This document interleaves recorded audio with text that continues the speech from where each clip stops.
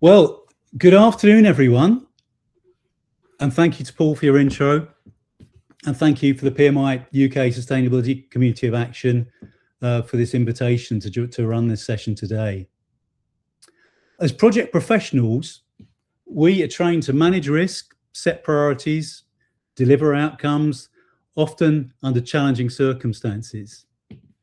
Yet one of the greatest delivery challenges of our time, and that's meeting the Paris Agreement, limiting climate change, it's rarely assessed through the lens that we understand best, that of projects and portfolio decision making.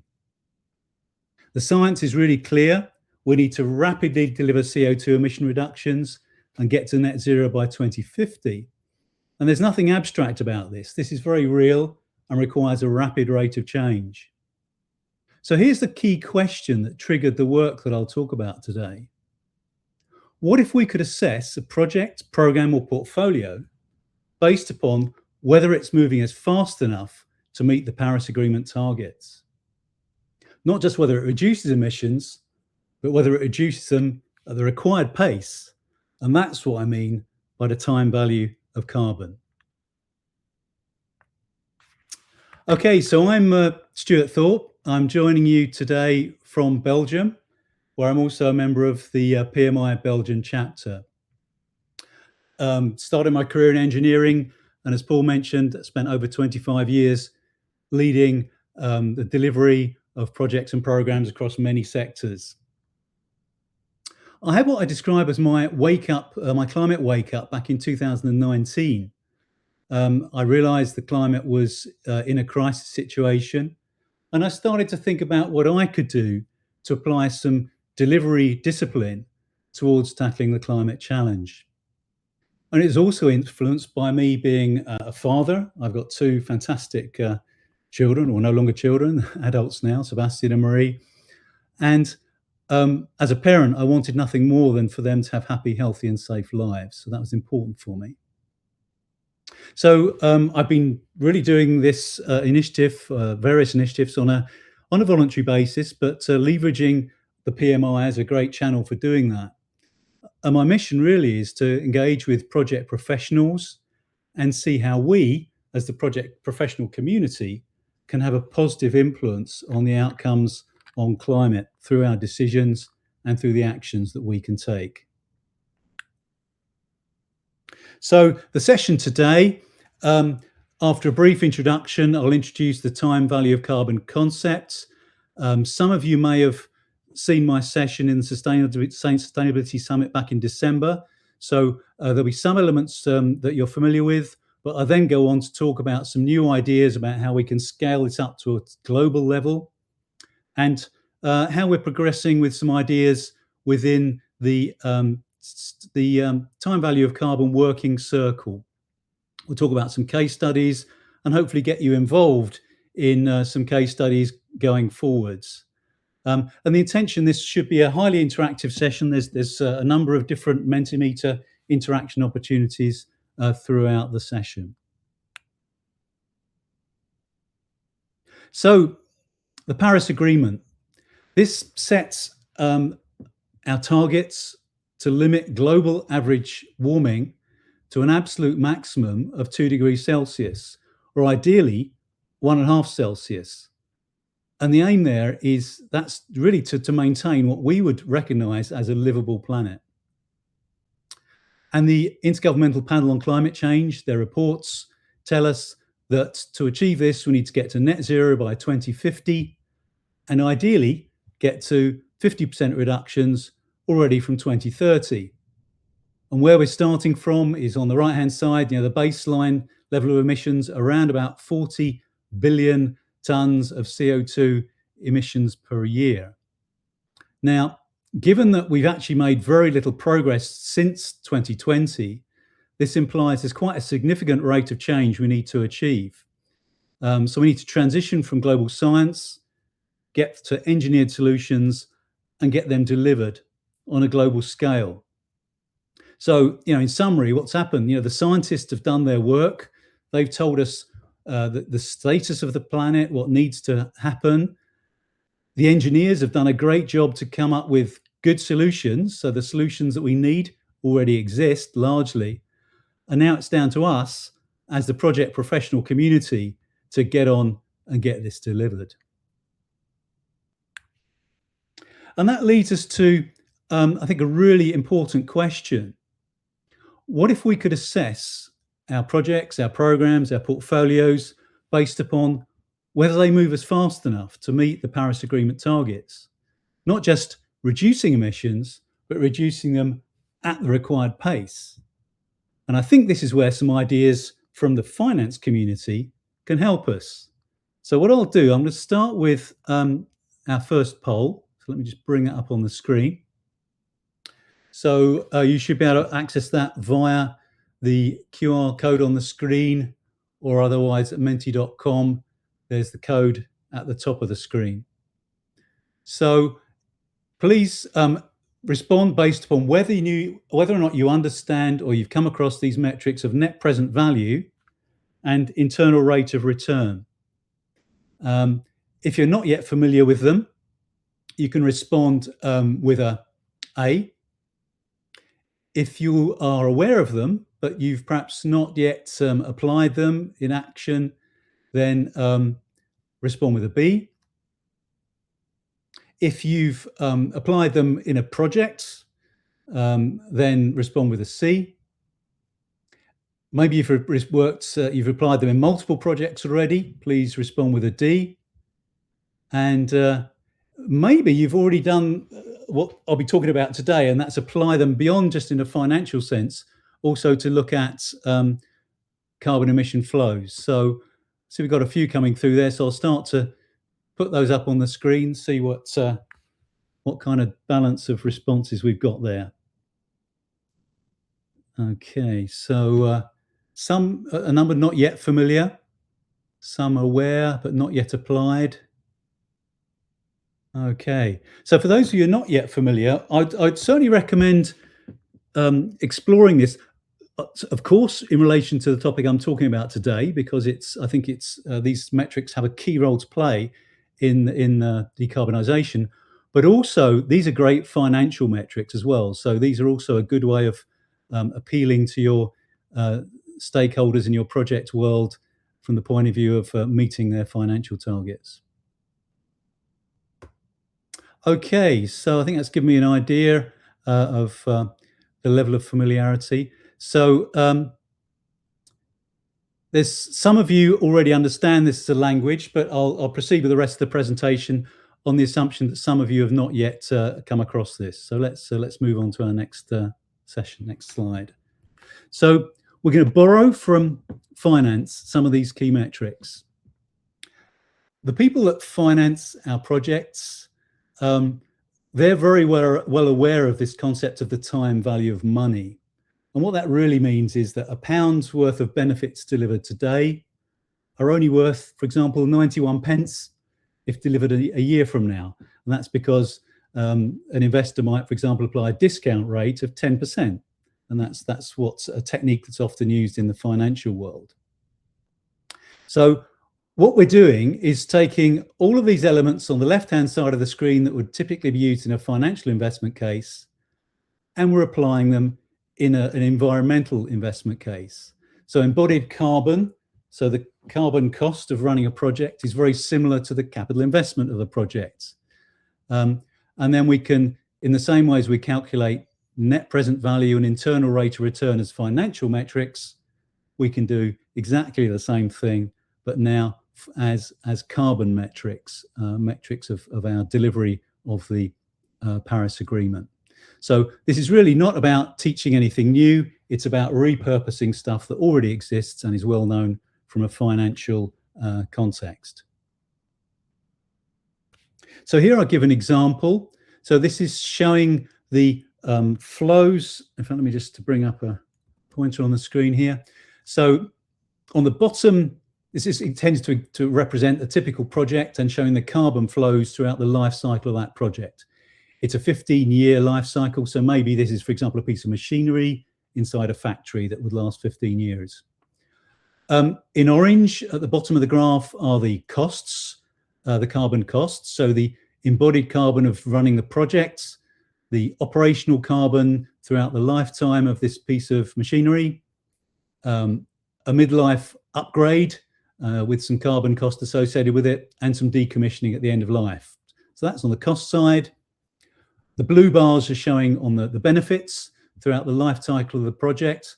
And here we see that after 4 years, the benefits have paid back the costs, and from that point onwards, it's net positive. So what we can do is, across the life cycle of the project, we end up calculating what are the net benefits.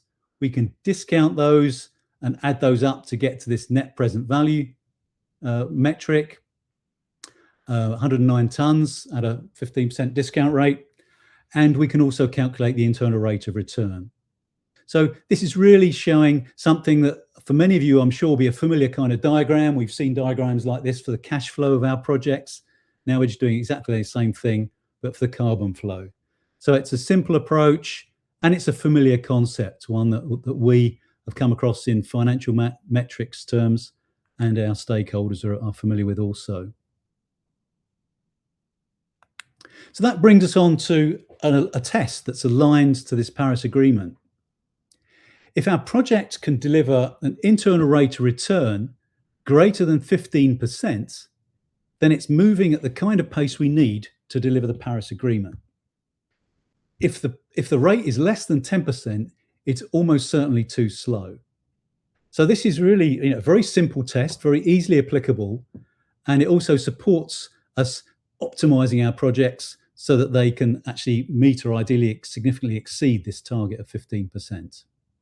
So it seems almost too simple to be true, yeah, given all this complex climate science that sits behind this. Let me try to explain where these numbers come from. So this diagram, the red curve is showing the pathway. It's from the previous graph, in fact, I showed. It's the pathway from the IPCC reports that shows what our emissions need to do in order to meet this 1.5 degree pathway towards maintaining the temperature limits. Now, we were supposed to have made significant progress by now. We're out here in 2026. But actually what's happened is it's remained largely flat. If anything, there have been humps and bumps, but if anything, it's slightly higher than it was back in 2020. So we've not been making the required progress. So here we are in 2026. What do we need to do to get ourselves back on track? Well, the 15% discount rate, the green dotted curve I'm showing here, this shows how that evolves. And it reflects, I think, the 15% is indicative of the required pace we need to achieve in order to get ourselves back in line with this pathway towards net zero. 10%, turquoise curve, is not really enough. It's not getting us down low enough. 20% would be even better, but maybe that's a bit aggressive. So maybe this one, I'm looking 15% as our target at this point in time. Of course, if we don't make progress quickly, if we still out in 2030 and we haven't made any progress, we'll need to have a much higher discount rate in order to get us back on track. And conversely, if by then we've already got down to our 50% targets, then we might be able to ease some of this discount rate and actually have an easier target to aim for. So that gives you an illustration of how this aligns to the science.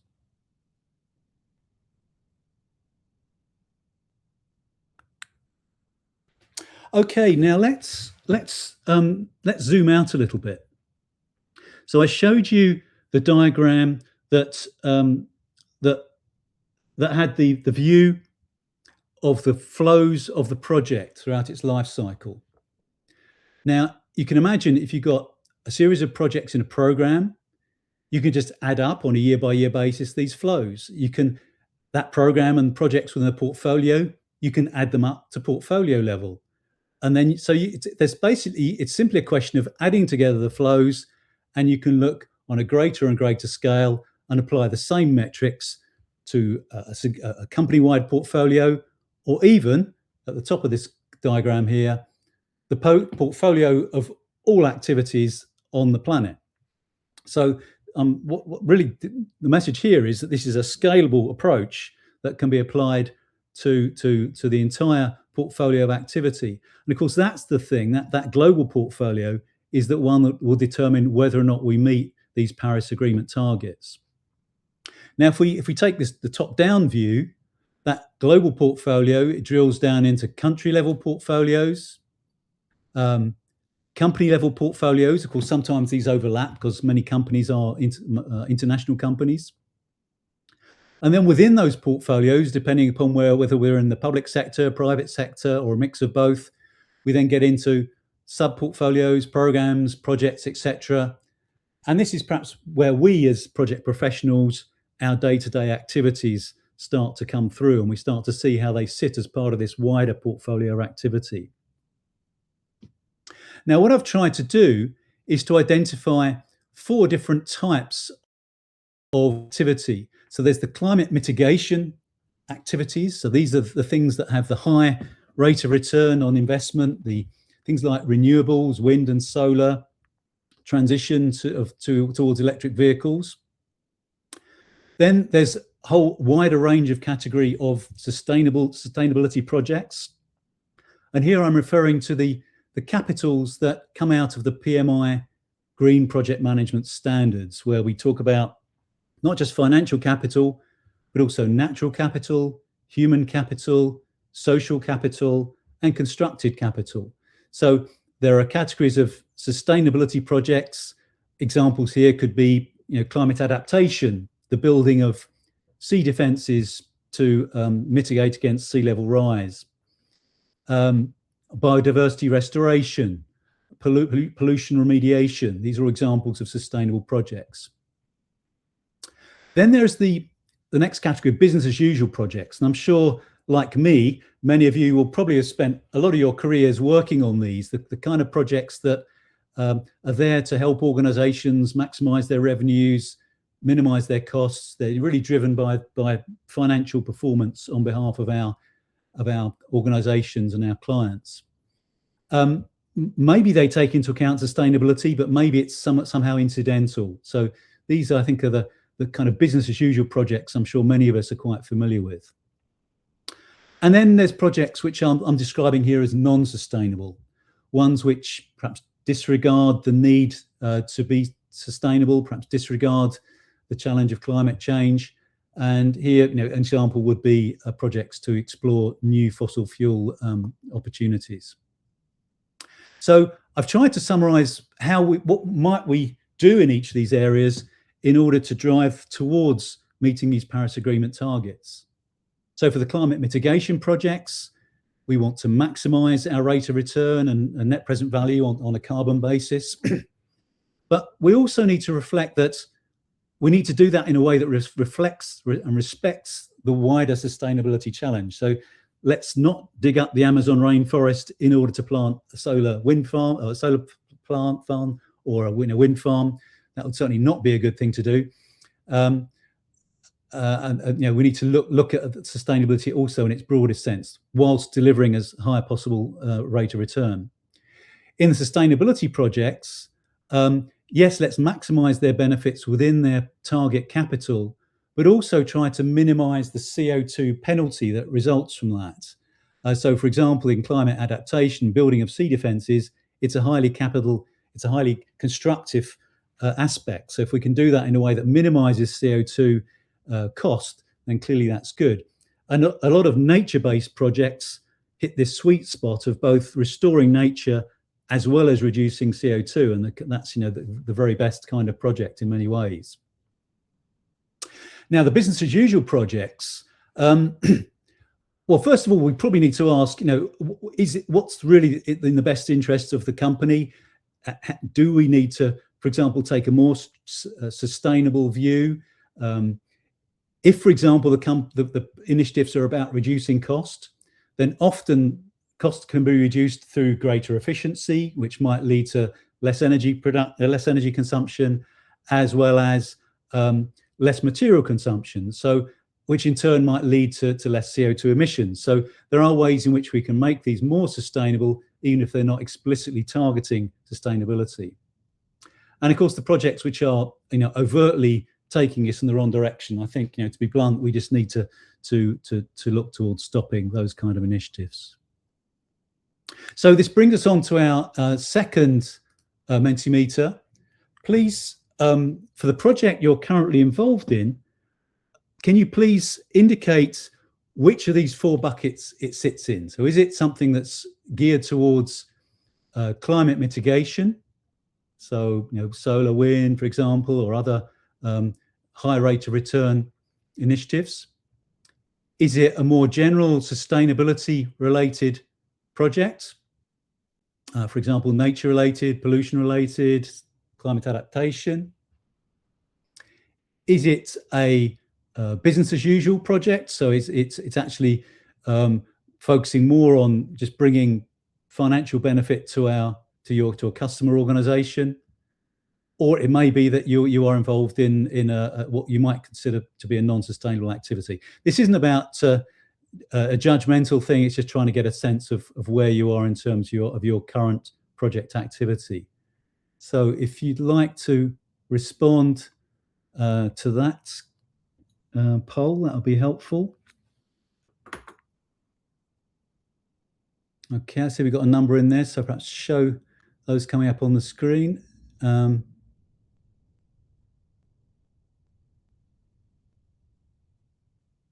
we're seeing. So good few sustainability projects coming through. That's, I suppose, perhaps not surprising. This is a sustainability community of action, so it's good to see that a number of you are involved in sustainability projects. See quite a few more of you in the process of responding. A lot of business as usual projects. I'm not surprised by that. I guess that's the nature of the beast.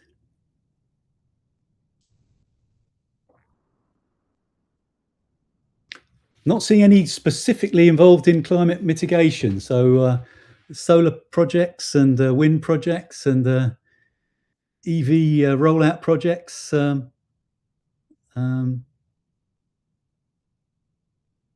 Maybe not so many of those, but I see still there's 11 responses out of 20 of you who are in the process of responding. So I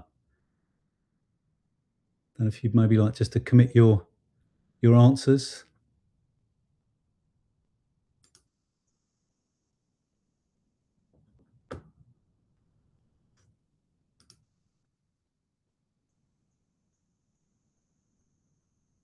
Okay, what I'll do is let's. Oh, that's great. It's good to see a climate mitigation project out there as well. Fantastic. Okay, let's move on to the next slide, in which I'm going to ask a related question.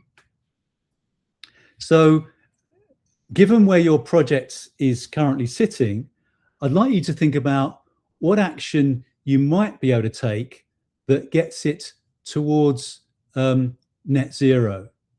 So maybe a couple of the points I made earlier about reducing carbon emissions, maybe if it's you're seeking to cut costs, so there are areas where efficiencies could be brought into play. While you're doing that, what I'm going to do, I'm going to stick something up on the screen. Just going to copy something and put this into the chat.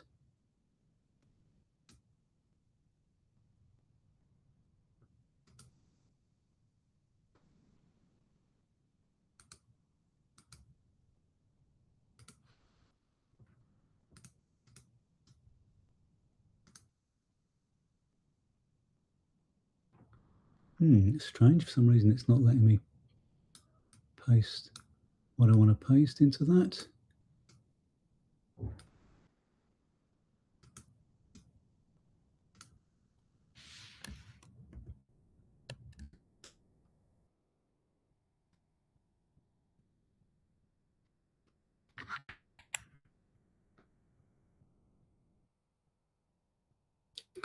Sorry to jump in there, Stuart.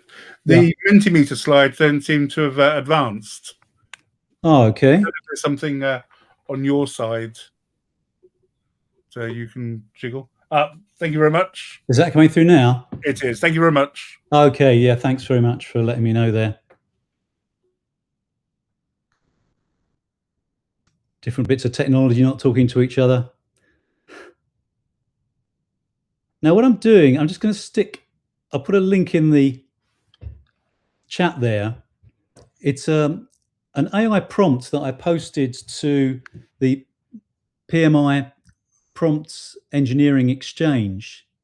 Now, there probably isn't time for you to look at that in real time during the course of this meeting.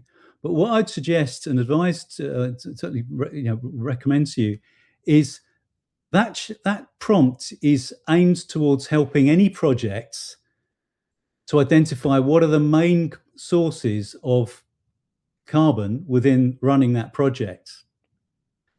And it also helps to think about why they are so significant and what steps you might be able to take to reduce them. So, of course, it's only based on benchmarks and some ideas, but it may be something that could help you to come up with some thoughts about how you might be able to drive forward some actions that might be beneficial for your project. So there's some thoughts. I'm just going to try and got another one here which I might try and get in there as well. If it's working. That's strange. For some reason, I'm struggling to be able to paste into the chat.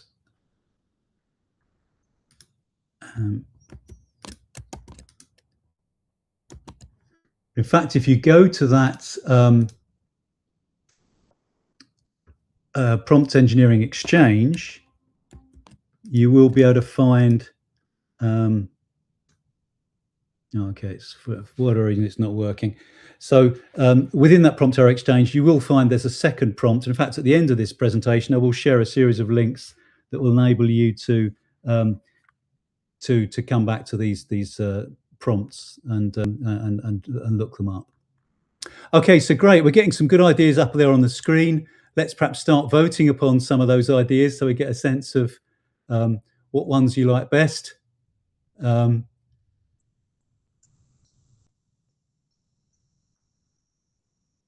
So audit of travel for meetings, education, talking to the finance team. Yes, finance team are often quite knowledgeable about the audit requirements and increasingly the sustainability reporting, practical standards, yeah. Aggressive net zero KPIs, yeah. I'll come on to talk a bit more about that going on forwards. Material selection, yeah, so low carbon concrete rather than traditional concrete can be a good way forwards, and renewable use of assets. Okay, so some great thoughts there, and maybe you'd like to also think further about that as we go through the rest of the session. Great. So moving forward, so we talked about the scalability of the time value of carbon concept. It also has some other quite attractive properties for us.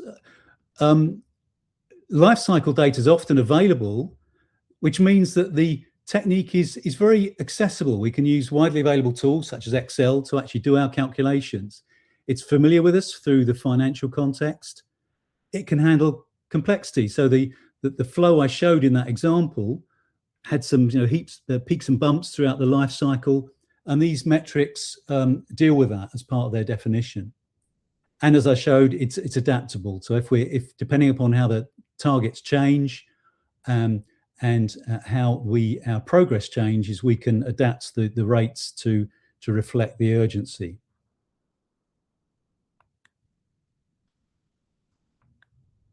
Okay, so we've back in October, I presented at PMI's Benelux Summit, and that led to quite a lot of interest. And we set up, as a result of that, this time value of carbon working circle.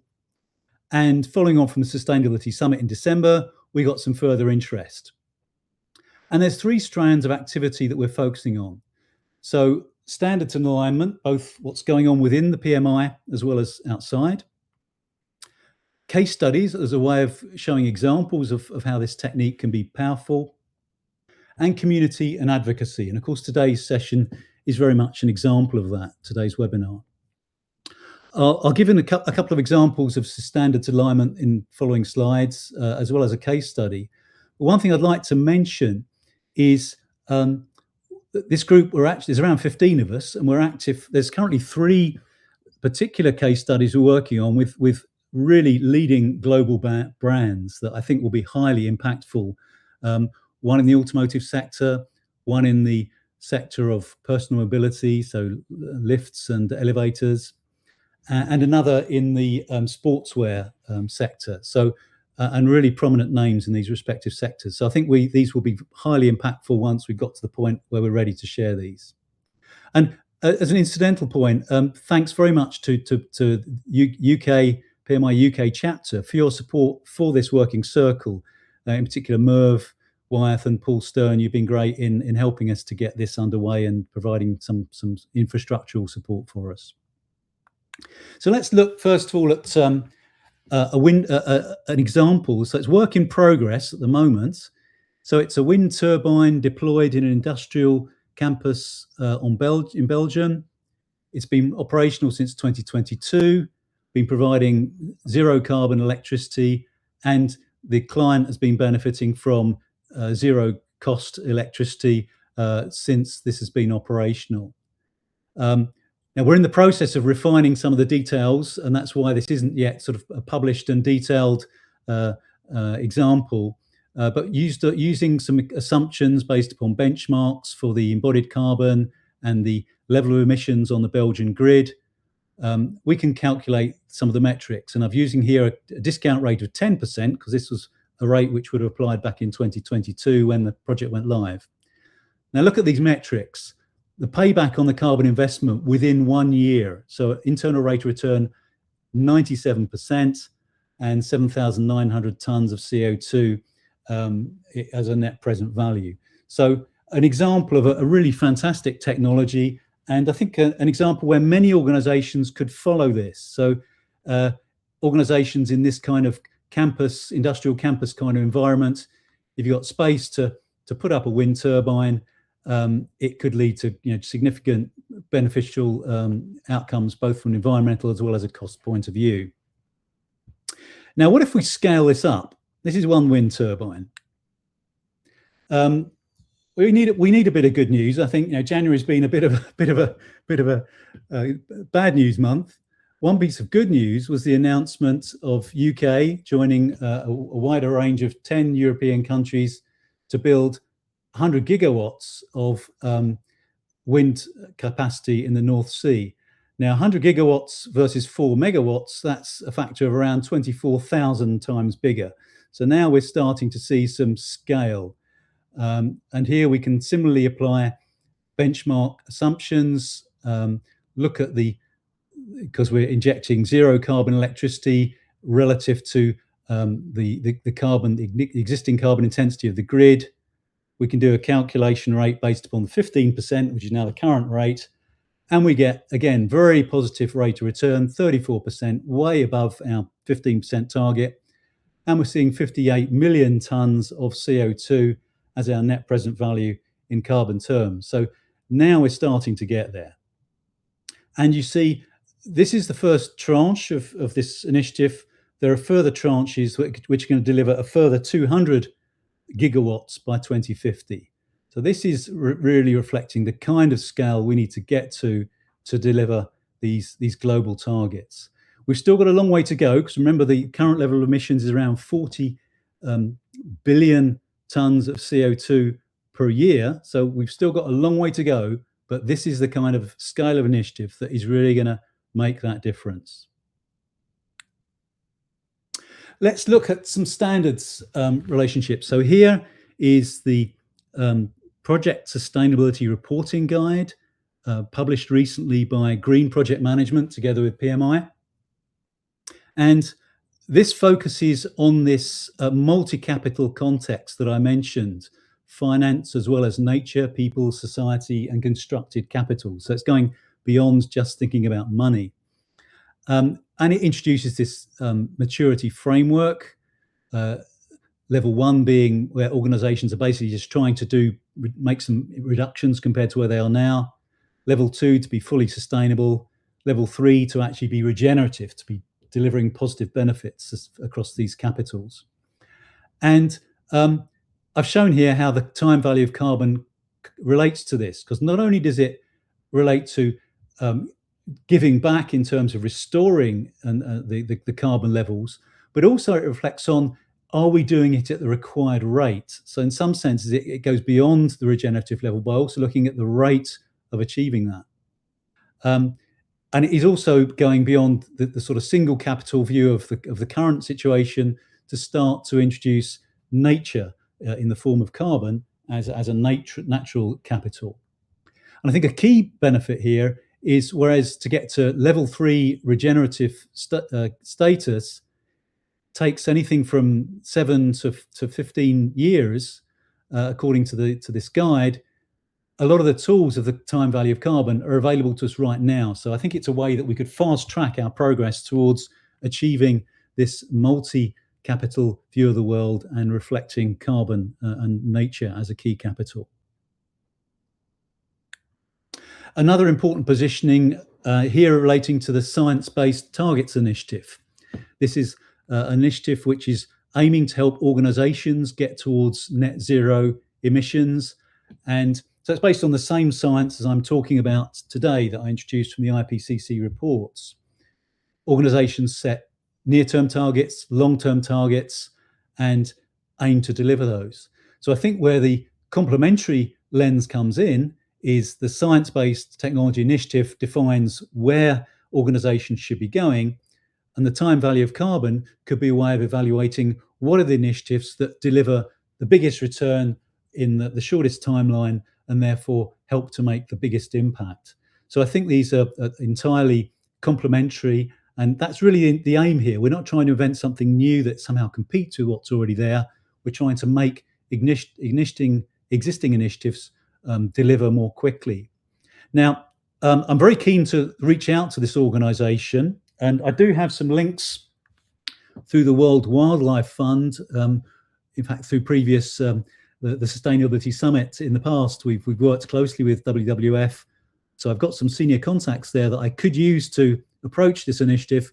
But if any of you have existing contacts with SBTI, please let me know, because I'd welcome an introduction in order to try and work together with them in order to maximize benefit both for the time value of carbon concept as well as for SBTI. Okay, so this now brings us on to our final poll of the day. I'm seeing a message here that my connection might be unstable, so I'm hoping that you're seeing this. What I'll do is just flick through that. I hope this is coming up on your screens. If I perhaps show response. Yeah, that's coming through okay, Stuart. It is. Okay, very good. Thank you. So if as a result of what we talked about today, and thinking about your own project areas and perhaps thinking about some of the actions you shared earlier, maybe there are some ideas you've got where you would be happy to share. It could be potentially a case study that we could take forwards together. So whether it's something where you could illustrate, in particular, the person involved in climate mitigation activity, if there's something of your projects that you could bring forward as a good example of showing a high rate of return on carbon in your projects, or perhaps where the time value of carbon as a concept could help you to be making decisions in your project to identify what are the areas that are likely to bring the biggest benefits.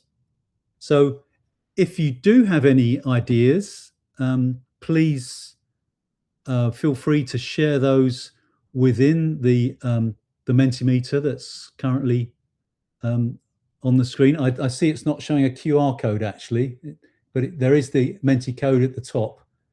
of 16. Sorry, me again, Stuart. Yeah. The actual Mentimeter slide itself hasn't updated, I'm afraid. Could you give it a nudge like you did? It's Okay. Thank you very much. So yeah, I think it's because I introduced it to voting. I was trying to be clever there, but hopefully there you've now got the QR code.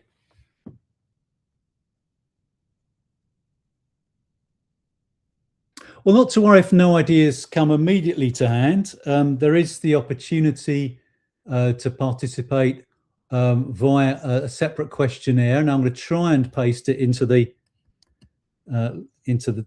chat, but past experience wasn't very positive on that.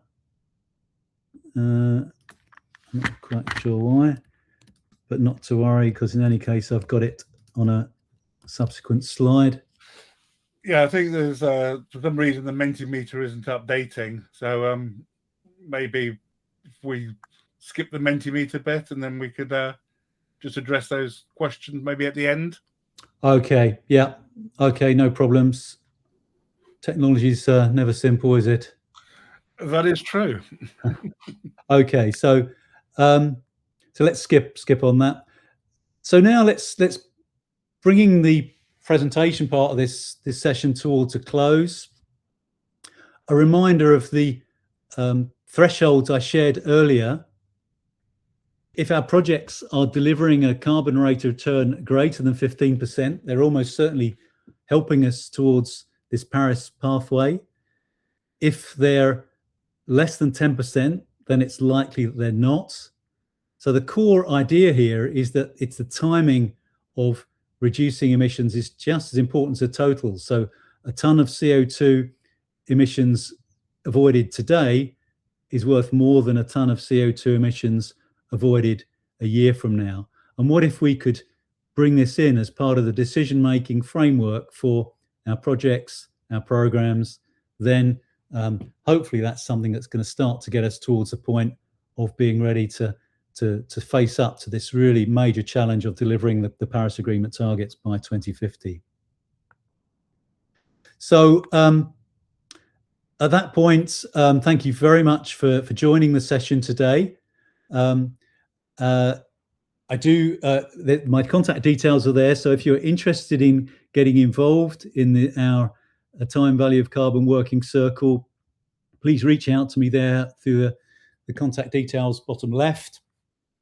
Bottom right is a link to a short MS Forms questionnaire with a few questions. Takes about a couple of minutes to respond to. If you do think of an example that you would like to, or you perhaps like to get involved in sharing, then please complete that.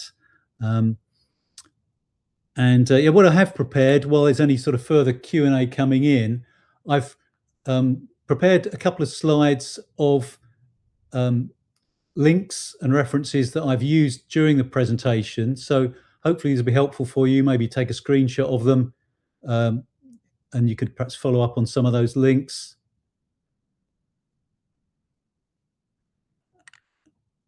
And then at which point, let's come back for any questions that you may have. Thank you, Stuart. That was fascinating as always. There's two questions. One of them, unfortunately, is from me, but it was asked whether this will be recorded, and yes, the session is recorded and will be available on the PMI UK website in due course. If anyone has got any questions, please pop them in the Q&A tab. That would be great. The question I actually had for you was the slide earlier on where you're showing the various TVC calculations, and then you moved on to the offshore wind farm. My career is offshore, and I've installed lots of offshore wind farms. The TVC calculations, do they ever take into account the carbon cost of installing these wind farms?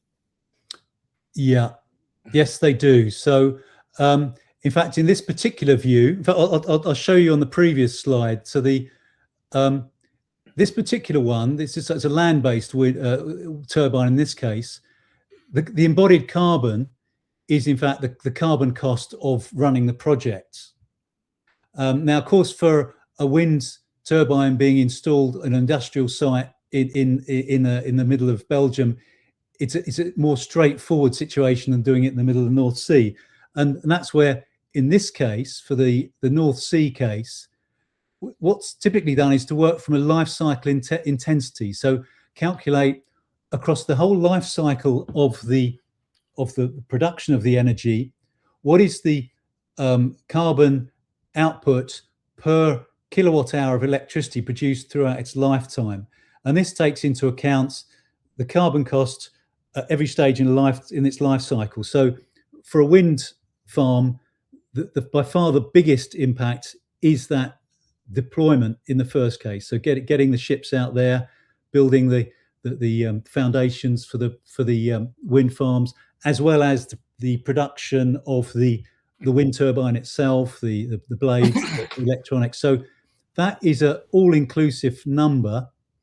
And in fact, that number is one I took from data published by the nuclear industry body, where they compare benchmarks from wind and solar as well as nuclear. So this is a number that's I think a fairly cautious one that relates to that exactly that question you're raising. Okay, no, it's fascinating because these installations, these offshore wind farms can involve numerous vessels. So it's just it's good to see that these calculations do take that into effect. Yeah, it's vital, as I mentioned, for the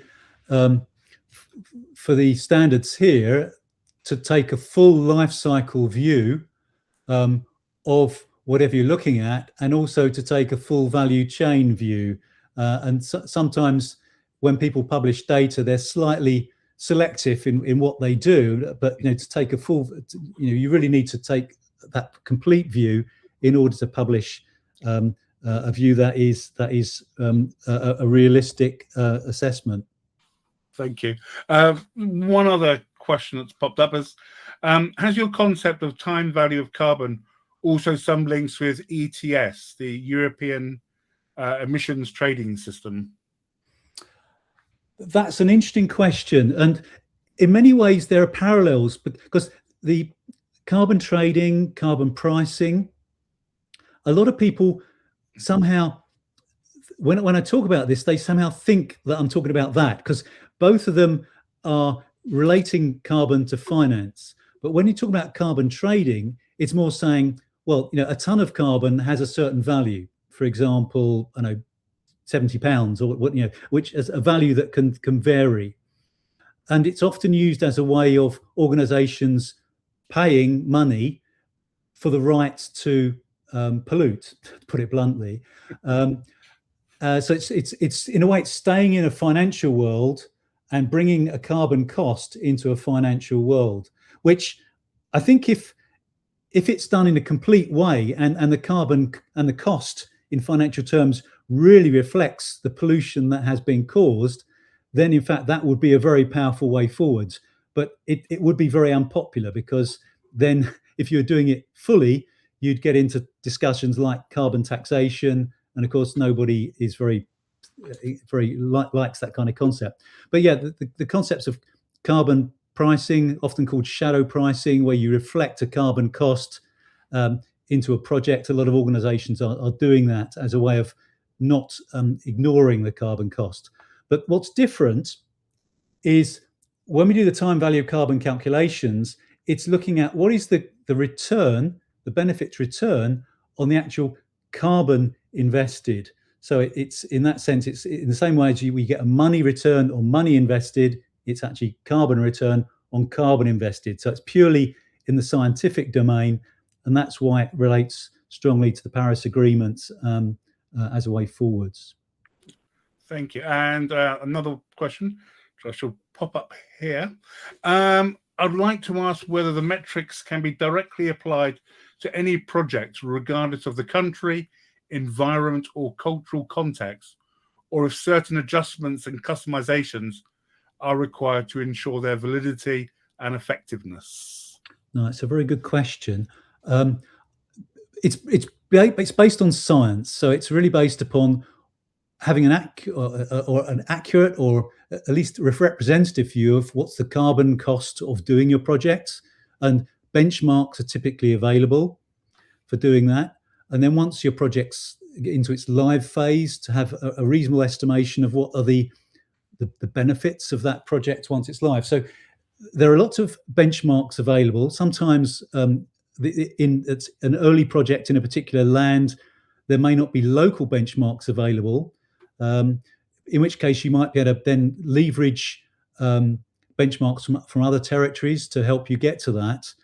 I think one of the ways in which the technique can be adapted for different territories is, clearly in Europe, where we're probably the most advanced region in the world from sustainability point of view, we could probably have a more aggressive discount rates. So, the 15%, 20% kind of discount rates are what we should probably be aspiring to be fully standing up to our responsibilities as, the oldest polluters. Let's not forget, the Industrial Revolution started, in the UK and in Europe.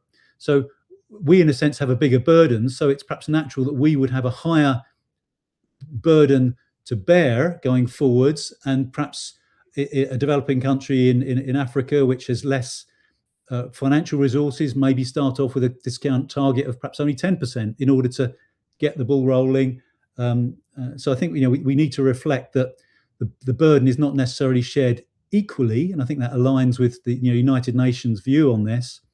But fundamentally, it's all about science, and that same science really should apply on a global basis. Of course, sometimes one might experience resistance depending upon the market in which you're operating. Clearly, some countries are less receptive to sustainability than others, and it generally tends to their level of interest in ongoing fossil fuel production. But that's a challenge that us just in the sustainability community, I think we need to face up to. A question regarding conservation. Do you have any examples of conservation organisations that have used this model? Good question. I've discussed it with the Jane Goodall Institute and World Wildlife Fund, both of whom I was in contact with as part of the Sustainability Summit 2023 that the UK chapter led on. And in fact, those conversations led on to some very interesting subsequent introductions and conversations that have helped the ideas get to where they are now. But the simple answer is, I'm not aware of it having been applied to come up with internal rate of returns and net present values. But I think, for example, the planting in the Jane Goodall Institute, the reforestation, I think is a fantastic example where you could actually do a carbon calculation of what's the carbon benefit of that reforestation. I think it's certainly an area of useful case studies, but I'm not yet aware of it having been done. It's certainly one that I will be following up with as part of my activity with the time value of carbon team. Thank you. And I think we've got time for a couple more. Would it be possible for us to create a checklist that can serve as a base benchmark for our projects and programs? I believe having a standardized reference, sorry, the screen just updated, a standardized reference point would help ensure consistency and make it easier. Yeah, I think that's a very good point. And I think this is perhaps also where the science-based targets initiative could be helpful, because they do have a range of resources aimed towards organizations to help them to be making good choices. So I think they've already done a lot of the legwork there, but certainly having standard categories of how you could tackle things. So it's a low carbon concrete instead of regular concrete, recycled or low carbon steel compared to traditional steel. There are some quick wins that can be picked up as a standard way of doing things.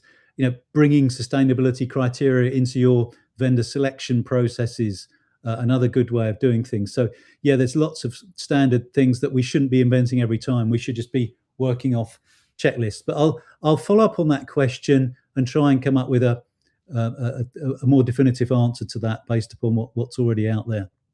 Okay. Now we've got one which is quite relevant to the goings on at the moment on AI.